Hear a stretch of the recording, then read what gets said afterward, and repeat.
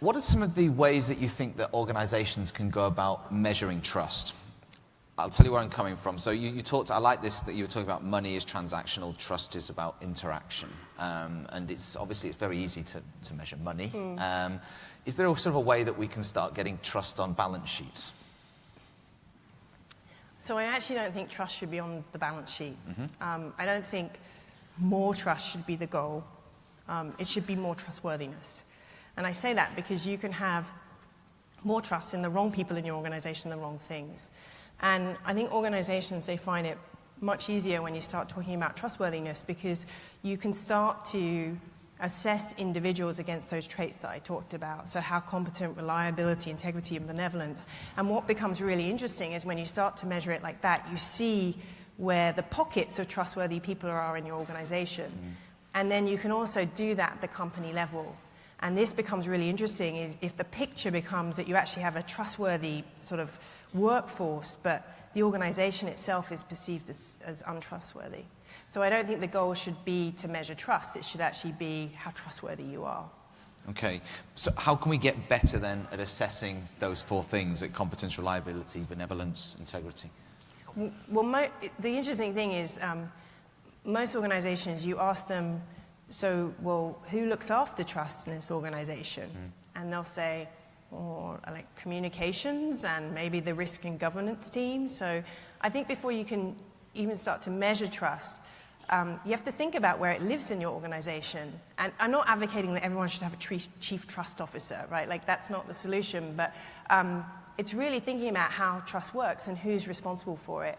And I think it shouldn't exist at the top, that it should be the responsibility across different teams. So whether that's your product team or your customer service team or your crisis team, and then you can start to measure the health that exists in those teams. But when you try and measure it, you know, at an organizational sense, what you're getting is actually a measure of people's trust in your brand. That's what the survey will show. Okay, great. So we have got a lot of votes coming in, so let's go to the audience. A first up question here is to do with, specifically mentions startups and small businesses with no track record. How can they build trust with their first customers? I would also suggest this perhaps can extend out as well. You know, if you wanted to launch it, you're an established brand but want to launch a new product or want to go in a new direction, it's sort of how do you start bridging that trust gap that you were talking about? It's a really good question. So it differs depending on, obviously it differs in terms of what you're selling or asking people to trust. But I think one of the biggest mistakes that I see is that it's a failure to really appreciate that trust has to be earned.